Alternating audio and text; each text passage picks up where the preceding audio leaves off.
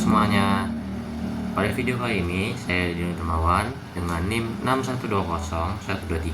612012309393 kelas RA10 Manajemen dari Universitas Primagraha.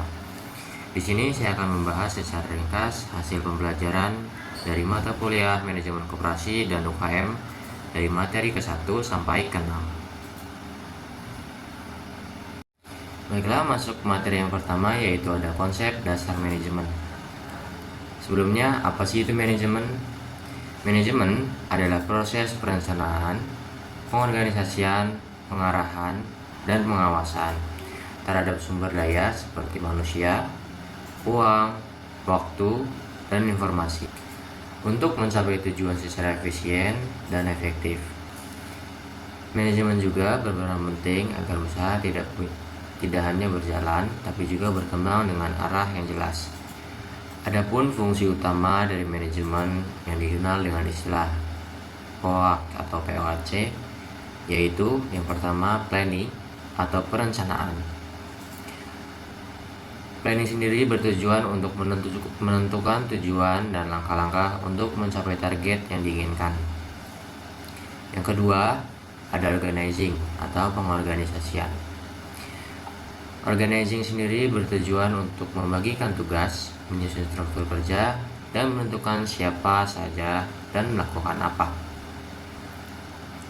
Yang ketiga ada actuating atau pengarahan, yang mana actuating sendiri bertujuan untuk memotivasi dan memimpin anggota agar bekerja dengan sesuai rencana. Yang keempat ada controlling atau pengawasan, yang mana controlling sendiri bertujuan untuk memastikan kegiatan berjalan sesuai rencana dan melakukan koreksi jika diperlukan. Jadi, manajemen bukan hanya teori, tapi juga kunci utama untuk membawa usaha kecil lebih maju dan menuju kesuksesan besar. Pahami, terapkan, dan kembangkan kemampuan manajerial mulai dari hari ini. Selanjutnya, memasuki materi yang kedua tentang sejarah koperasi. Koperasi pertama kali berdiri atau lahir di Eropa, tepatnya di Inggris pada abad ke-19. Tahun 1844, sekelompok buruh tenun di kota Rochdale mendirikan koperasi yang dikenal sebagai Rochdale Society of Equitable Pioneers. Mereka membuat prinsip-prinsip koperasi yang menjadi dasar gerakan koperasi modern di seluruh dunia, seperti keanggotaan terbuka, pembagian keuntungan yang adil, dan pengelolaan demokratis. Awal mula koperasi ke Indonesia terjadi pada masa penjajahan Belanda. Awalnya, koperasi hanya digunakan sebagai alat kontrol ekonomi oleh pemerintah kolonial. Namun, pada abad ke-20, koperasi mulai digunakan oleh rakyat sebagai sarana perlawanan ekonomi terhadap penjajah. Setelah Indonesia merdeka, koperasi mendapat perhatian khusus dari para pendiri bangsa. Tokoh penting yang sangat mendukung koperasi adalah Muhammad Hatta, wakil presiden pertama Indonesia, yang dijuluki sebagai Bapak Koperasi Indonesia. Menurut Bung Hatta, koperasi adalah alat untuk mewujudkan keadilan sosial dan pemerataan ekonomi di masyarakat. Perkembangan koperasi di Indonesia pada tanggal 12 Juli 1947 digelar oleh Kongres Koperasi pertama di Tasikmalaya, yang mana kemudian diperingati sebagai Hari Koperasi Nasional. Sejak saat itu, koperasi berkembang sebagai bagian dari ekonomi kerakyatan dan diakui oleh Undang-Undang Dasar 1945 sebagai soko guru perekonomian nasional. Oke, mungkin itu saja penjelasan singkat sejarah koperasi dari Inggris ke Indonesia, yang mana bermula dari gerakan buruh menjadi kekuatan ekonomi rakyat. Sangatlah penting bagi kita untuk mempelajari sejarah koperasi agar kita bisa mengembangkan koperasi yang kuat dan berpihak pada kesejahteraan bersama. Selanjutnya kita masuk ke materi yang ketiga tentang konsep dasar koperasi sebagai organisasi bisnis. Koperasi adalah badan usaha yang beranggotakan orang per orang atau badan hukum koperasi sendiri dengan kegiatan berdasarkan prinsip-prinsip koperasi dan berasaskan kekeluargaan. Tujuan utamanya bukan hanya mencari untung, tapi juga untuk meningkatkan kesejahteraan anggota secara adil dan merata. Sebagai organisasi bisnis, koperasi memiliki ciri-ciri seperti 1. Organisasi bisnis dimiliki dan dikelola oleh anggota, yang mana setiap anggotanya mempunyai suara yang sama. Setiap satu orang memiliki satu suara. Yang kedua, laba dibagi secara adil, yang mana keuntungan disebut sebagai sisa hasil usaha atau yang biasa disebut SHU dan dibagikan sesuai partisipasi anggota. Yang ketiga yaitu organisasi bisnis beroperasi layaknya perusahaan. Koperasi bisa memproduksi barang, menyediakan jasa, bahkan menjalankan usaha skala besar. Adapun berbagai jenis koperasi dan juga fungsi dari koperasi tersebut, yaitu yang pertama ada koperasi konsumen, di mana koperasi konsumen ini menyediakan barang sesuai dengan kebutuhan bagi anggota. Yang kedua ada koperasi produsen. Koperasi produsen sendiri berfungsi untuk membantu produksi anggota seperti petani atau pengrajin. Yang ketiga ada koperasi simpan pinjam, di mana koperasi simpan pinjam berfungsi untuk menyediakan layanan keuangan. Yang keempat ada koperasi pemasaran. Koperasi pemasaran berfungsi untuk membantu menjual produk anggota ke pasar yang lebih luas. Koperasi berdiri atas nilai-nilai seperti kejujuran, tanggung jawab, solidaritas, dan demokrasi ekonomi.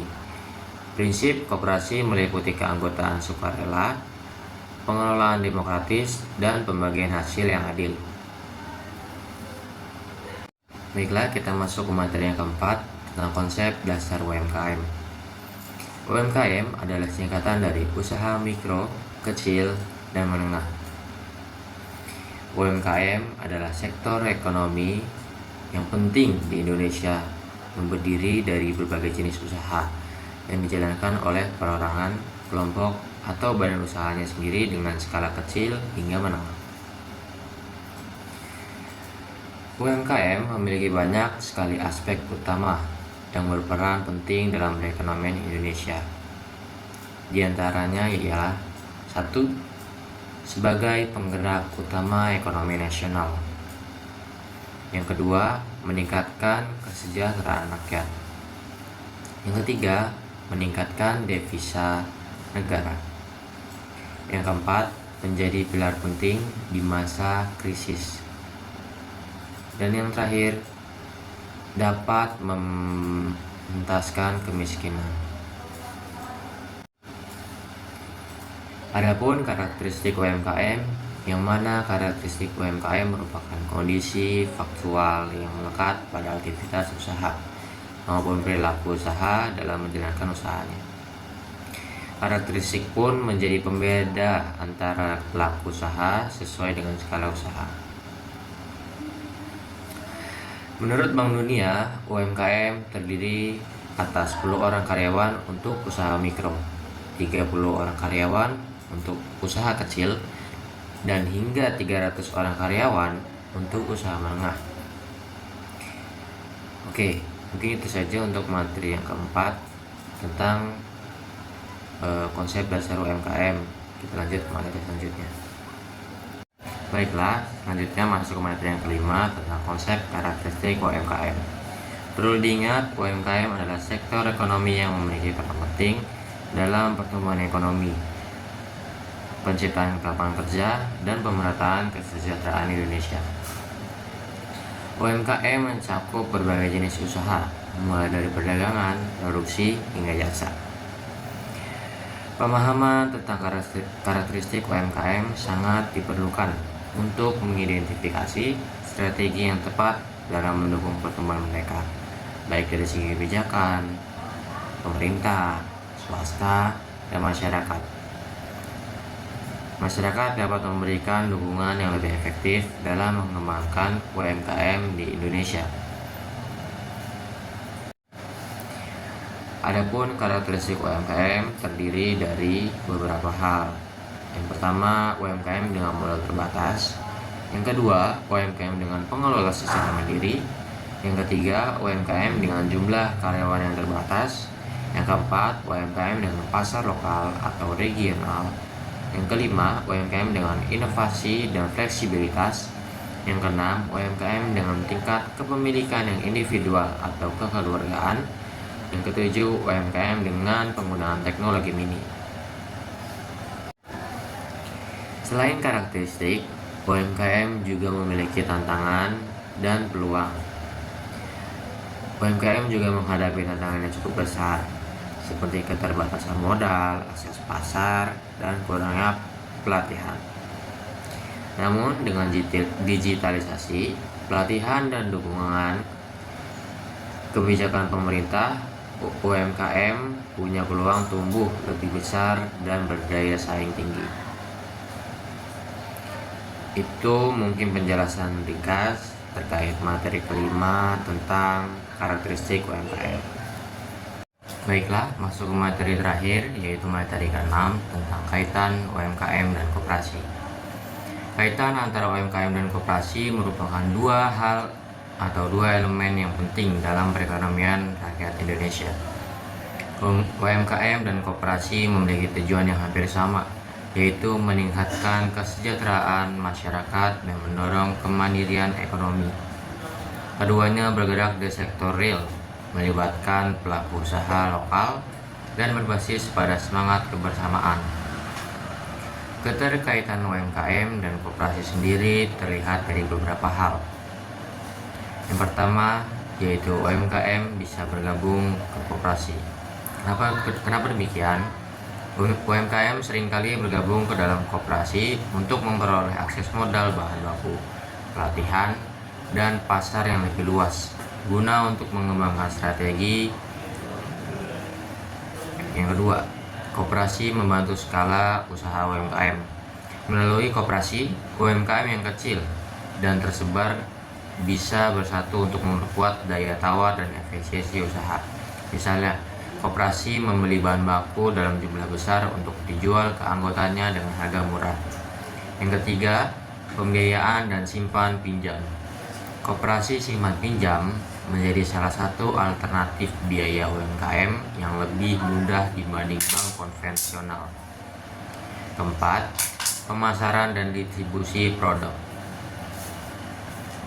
Koperasi dapat membantu memasarkan produk umum secara kolektif, baik secara offline maupun online. Manfaat kaitan UMKM dan koperasi. Dengan bekerja sama, UMKM dan koperasi dapat melakukan penurunan biaya produksi dan distribusi, meningkatkan skala usaha secara kolektif, mengakses pelatihan dan teknologi yang lebih baik, dan menghadapi persaingan pasar secara lebih kuat dan terorganisir. Baiklah, mungkin itu saja materi yang dapat saya sampaikan atau yang bisa saya ringkas dan jelaskan kepada teman-teman semua. Kurang lebihnya mohon maaf apabila ada kesalahan. Terima kasih. Wassalamualaikum warahmatullahi wabarakatuh.